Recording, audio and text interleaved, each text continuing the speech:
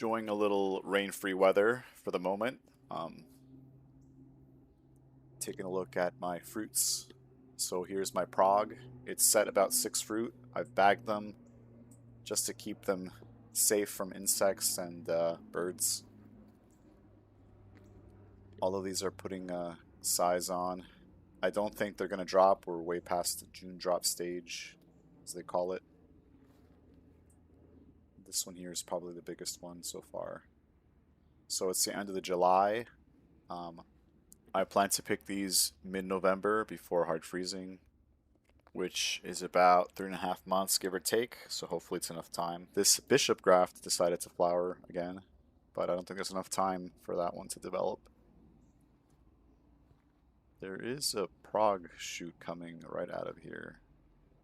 This grew over the last few weeks. And, oh, check out this fast flowering trifoliate.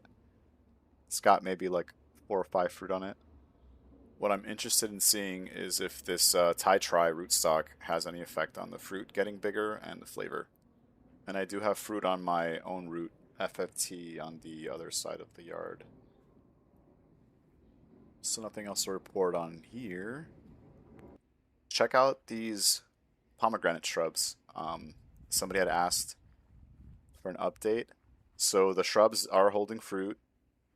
The bigger tree that had some of that wind damage, the cold wind damage from the polar vortex and, the 9 days below freezing, that lost about 1/3 of the tree, doesn't have any fruit on it. It did flower, but not significantly, maybe like 3 or 4 flowers. This one, however, I think between the two shrubs, there should be at least 10 fruit. With these later ones, probably not going to have enough time to develop. We want these at the latest to flower the first week of July, and we're already in the last week of July. So, I mean, the fruit might still be usable, but it's going to be on the tart side, and possibly the arils won't color up as much. But yeah, the rest of this fruit is growing as expected, and this should be ready from last week of October, around Halloween, into November. Usually we get heavy rain in the fall, and they tend to split since they're close to being ripe, so I think I'm going to pick them before that happens. Or maybe I'll put a tarp under the trees to keep some of the rain out. We'll see, we'll figure it out. But I do have some earlier varieties I'll show later. I was looking at the Ponsyrus Plus here, and it's also flowering again. But yeah, too late for any of this fruit to really develop, if it does. I did pollinate some flowers with different citrus, and fruit started to grow, and it all fell off. So hopefully next year we'll get another bloom on this. Alright, so I had a little coffee break, and we teleported into the greenhouse. And I want to show you that I've been pollinating this citrus with bishop pollen, as well as did some back crossing with Ponsyrus Plus. The leaves on this thing just grow massive. Some of the fruit actually fell off because I painted the panels here with some latex paint. This is the fruit with Ponsyrus Plus pollen. And yeah, it's a bit shaded up here, but it does reduce the intense heat, and also it's helping the panels not to deteriorate as fast. The panels on this greenhouse only lasted about 2 years before they started cracking. Oh, the Fukushu, I also pollinated with Ponsyrus Plus. There's no guarantee that there's hybrids in any of these fruit because they could have auto-pollinated since I didn't castrate them, but I will be saving all the seeds and planting and looking for hybrids. The back-crossed ones might be a little bit more difficult to identify, but if the other seedlings look typical of the variety, then I should be able to differentiate between them. So I did do a Southern AG foliar spray, nutritional spray, as well as I watered it in, and it seems to have helped the mottled leaves color up a little bit. Newer leaves don't have that pattern on them, so it appears to have worked. My rescue graft of Ichang papeda, as well as the OG plant, is growing back. And here is a new plant, the Augusta citronquat from Ross. I put 2 of the plants in here, and I planted one outside, the smallest one. So it should do okay in here with just a small space heater. I also grafted Prague Chimera to this inner stalk. So the bottom is a citronmello, and then we have a fast-flowering trifoliate on it. And I stuck a Prague right here, just to have one in the greenhouse to see if it'll fruit any better. And on this branch, I stuck a tiny piece of the eastern yuzu. And I have the western yuzu on Ponsaris there, and that's a piece of my outdoor yuzu from the very top of the plant. But yeah, this will be the Ichang Papeda new plant, which should be a little more sheltered. On the side wall there, we have air leakage, which caused the bark to split. My grafts on the Feijoa all failed, unfortunately. And here's the other citron squat, the Augusta. Like I mentioned, I have one outside and two of these in here. Next to it is my Sumo that came back from the grafts. Was also damaged by air leakage, as well as the heater possibly being off for one day when it got really cold. The marumi grafts on this trifoliate set a bunch of baby fruit, and a lot were pollinated with the Ponsaris Plus, but because it just kept flowering, they're just falling off, so I gave up. But we have some Thomasville holding on here, more of the marumi. So maybe next year I'll try saving the pollen and then hitting my Ponsaris Plus flowers with it, since Ponsaris Plus is zygotic. I don't expect all this fruit to hang on. And even this graft here is loaded with fruit. So in the future I'm going to have to keep these trees small through pruning, and I guess the signs, maybe I'll put them up for trading or something. As long as you're not in a citrus restricted state, we can do some trading. This Thomasville just fell off. So speaking of Ponsaris, this is a Ponsaris seedling. And I was doing some reading about rootstocks, and also I believe Alan mentioned that Flying Dragon, although it's dwarfing, it does tend to hold on to fruit more readily because it doesn't push as much vegetative growth. Morton Multigraft looks really good. And we're back outside with my prickly pear, the Kakanapa, holding a fruit, which hasn't dropped yet, and I don't think it will. So we'll get to try that one. And under this Concord grape with really clean fruit and no disease on it in Jersey is one of those pads that I stuck in the soil here. And oh, by the way, that's the Augusta Citron Squat, the little seedling I stuck in there. So yeah, this pad, the most damage it received from the winter was just this little bit of sunburn here. Might have to mute my background audio because of these quarry trucks. Anyway, let's skip to the pomegranate. So here's the Sirnevi I talked about in previous videos. It outgrew all the damage. This one's also considered a late ripening variety, but it's soft seeded. That's a quince from seed. And over here is supposed to be a chorizo citringe. And I had a bunch of Ichang lemon seedlings there. They all died, I guess, from the heat, fortunately. But they're not going to be hardy here anyway. So the chorizo might be in there. It's turning yellow. I believe these wood chips are stealing the nitrogen, or that's my theory. Just stabbed myself with the thorn. Yeah, there it is. Anyway. Ouchies. I want to show some of my new pomegranate cuttings that I'm testing for hardiness. This is a Sir Anner. It's considered an early to mid ripening variety, which would put it about mid to late September, before Afghansky. Looks kind of sad, but it's been raining. I stuck another cutting in here that was wrapped in parafilm, and it rooted. I believe this is a Dr. Levin variety. Don't quote me on that. But yeah, we're going to test it here. So next to the pomegranate, I have a pear tree. This is my European pear tree, the Honey Stark, I believe it is. And happy to report that this season, not too much rust. If I do see a spot, I just yank it out with my thumb and index finger. Which is, I believe it's better than cutting the entire leaf off. Just to break the cycle. Once the spores release, they go back to a juniper, and then the next season, juniper releases the spores. Back onto your pear. But yeah, I've covered these as well. I believe there's 16 or 17 pears on here, as well as my Asian pear graft is holding one fruit right over here. And as you can tell, the Asian pear leaves are really clean. If you're not into spraying things, I'm not, but or if you want to spray less things, I only sprayed copper on this dormant spray. But yeah, comparatively, leaves are super clean. On the way to the other pomegranates, the Afghansky by the house is also flowering, but it's super late, so I don't have any hope for those fruit.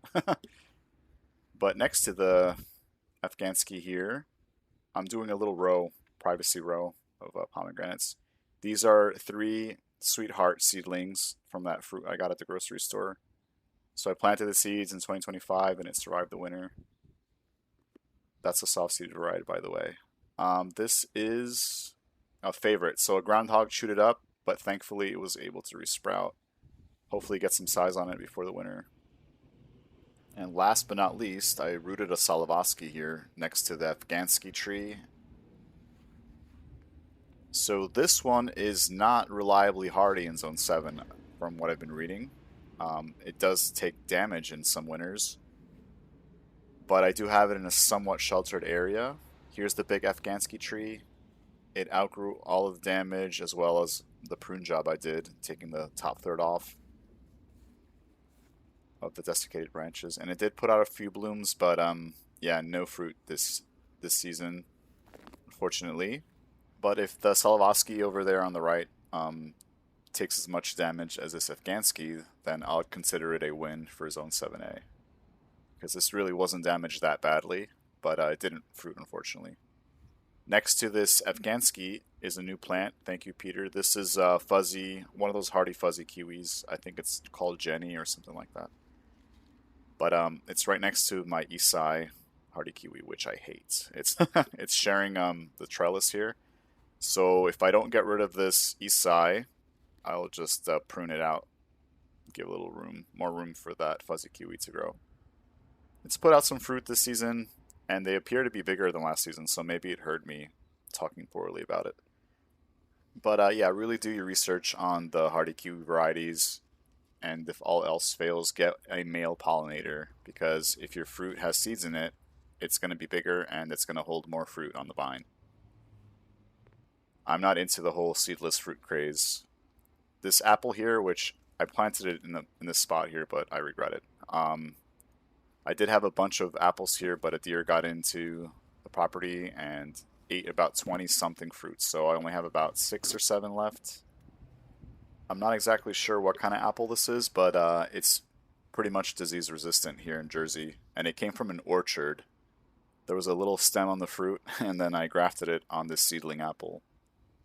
But on the right of this, I grafted a seedling of one of those rose apple varieties, and as you can see, the leaves are not resistant to fungal or bacterial. I'm not sure what it is, but always do your research before you plant something if you want to spray less things. And down here, I grafted a crab apple that I found at a park, and it made some really good jam, so I'm keeping it.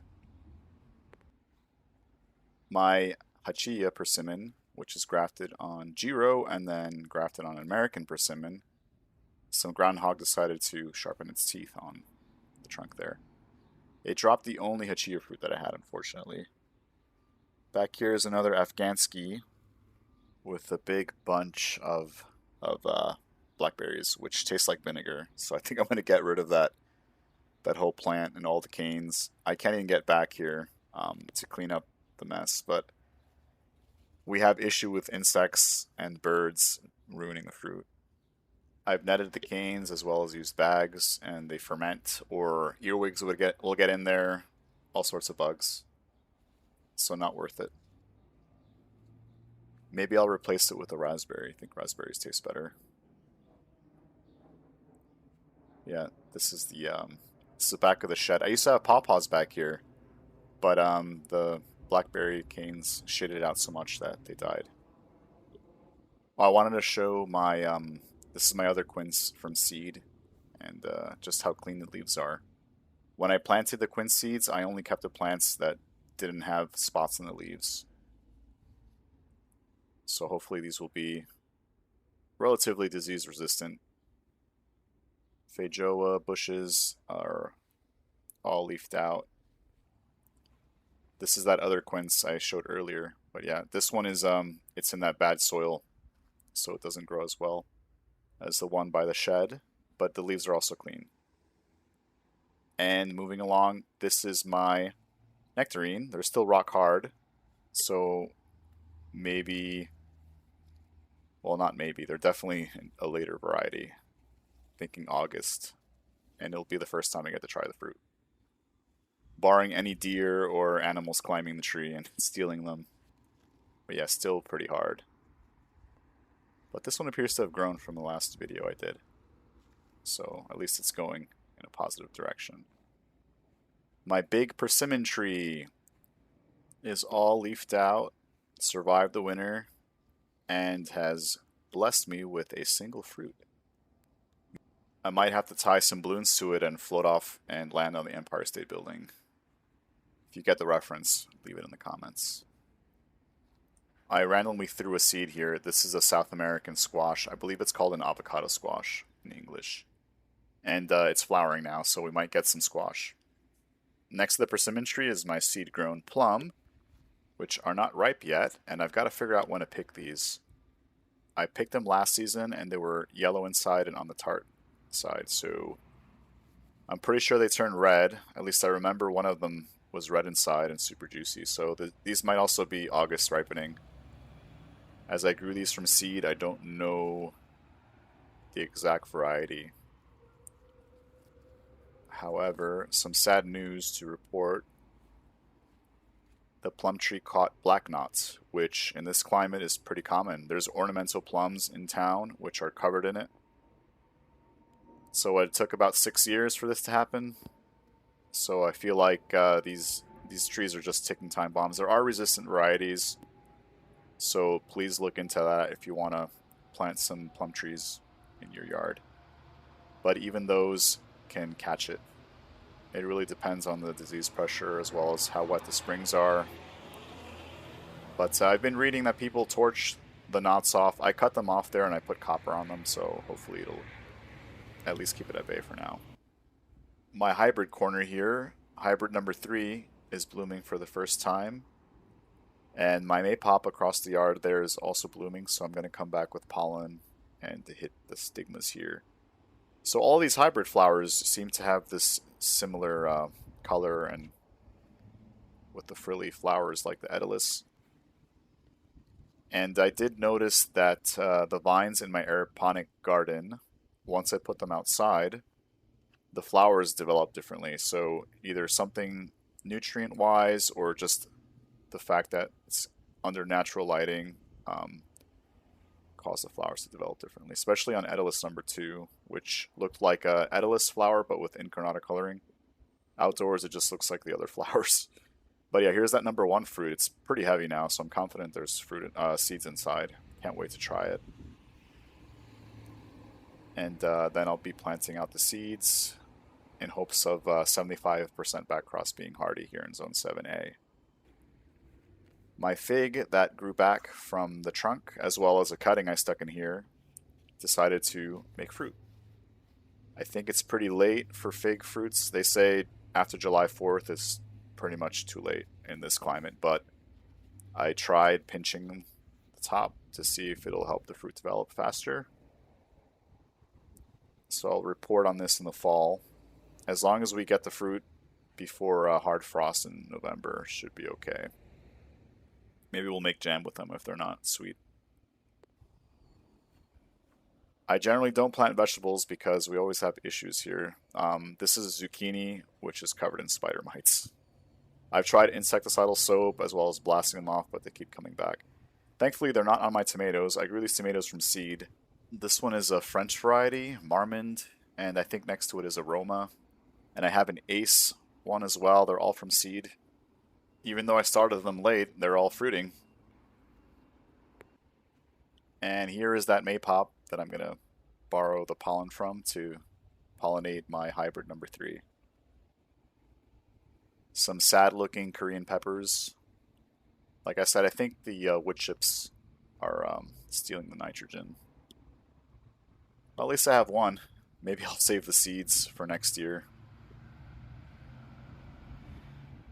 There's my prog on Flying Dragon, and back here is a new prog graft, which decided to push out after all this rain.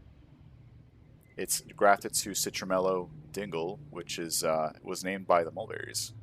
And yeah, he sent me some seeds, and I grew that one out. Next to it is a standard Poncirus with a tie tri next to it, yellowing as well, I think from the mulch. Here's that prog on Flying Dragon with a side graft of standard Poncirus. So I was going to do a rootstock replacement because the Flying Dragon grows so slowly and it did have some damage on the bark. But I think I'm going to abandon that idea because I was reading and mentioned earlier that Flying Dragon helps the sign to hold more fruit. So if that's the case, then I'll be happy to report the results of that in a few years because of how slow this is growing. Otherwise, yeah, the prog looks nice. At least it's semi-ornamental here in this patch of dirt next to the house. Last but not least, in a corner over here, I tried to grow a cucumber, which has been decimated by spider mites. I'll definitely make posts when I get fruit off the trees I showed earlier. But yeah, thanks for watching and see you later. Bye.